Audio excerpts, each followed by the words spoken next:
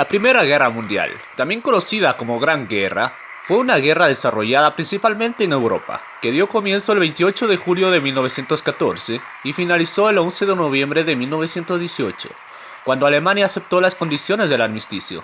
Tras 6 meses de negociaciones en la Conferencia de Paz de París, el 28 de junio de 1919, los países aliados firmaron el Tratado de Versalles con Alemania.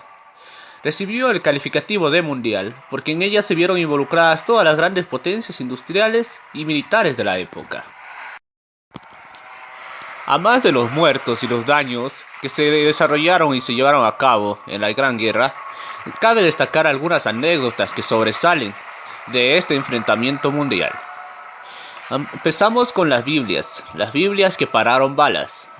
No está muy claro si por fe religiosa, pero los ejemplares de bolsillo de la Biblia se agotaron en Gran Bretaña durante la guerra. Fueron las madres las que, esperando un milagro, enviaban estos ejemplares a sus hijos, que estaban en el frente. Jesús Hernández explica que la creencia era que muchos soldados habían esquivado la muerte llevando en el bolsillo, protegiendo el corazón, la Biblia.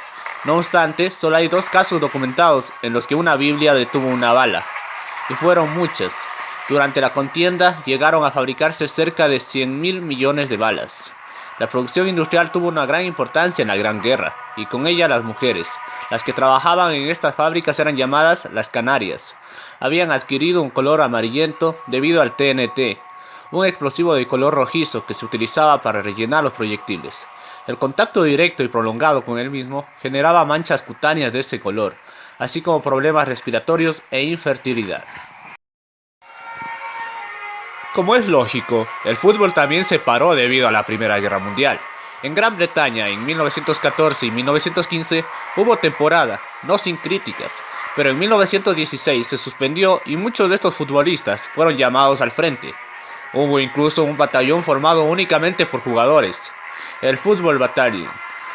Muchos de ellos murieron. A otros como Donald Simpson, Tim Coleman o Jimmy Spears los condecoraron. Caso muy diferente es el de Fred Pentland, un viejo conocido. Dirigió, entre otros, al Athletic de Madrid, al Oviedo y al Athletic de Bilbao, con el que ganó 2 ligas y 4 copas. Pentland había sido fichado por la Federación Germana y se encontraba en Berlín cuando Londres entró en la guerra. Como la mayoría de británicos, fue arrestado y recluido en un campo de concentración en Spandau. El Kaiser había propuesto un intercambio entre alemanes y británicos. Nunca recibió respuesta. A los internos se les prohibió jugar el fútbol y cantar, pero con el tiempo se consiguió crear la Ruhleben Football Association y amenizar la estancia. Pentland abandonó Alemania en enero de 1919 con problemas de oído y de visión. Uno de los hechos históricos que más resalta la Gran Guerra es la Navidad de 1914. Todos pensaron vivirla en sus casas junto a los suyos, pero nada más lejos de la realidad. Todavía quedarían 3 meses más. El espíritu con el que ambos bandos llegaron a esta guerra reducía la contienda a unas semanas o a lo sumo a pocos meses. Cuando llegó la Navidad del 14, todos, resignados, habían abandonado esa idea. En ese ambiente, en el frente occidental, tuvo lugar una tregua. Tras una serie de señas, salieron a la superficie y celebraron esa nostálgica jornada. Compartieron tabaco, alimentos, incluso se mostraron las fotos de los suyos. Como colofón llegaron a jugar un partido de fútbol, pero esta confraternización no gustó a los altos mandos, que prohibieron actos de este tipo, aunque en menor escala. Se repitieron en numerosas ocasiones, por lo que incluso hubo fusilamientos.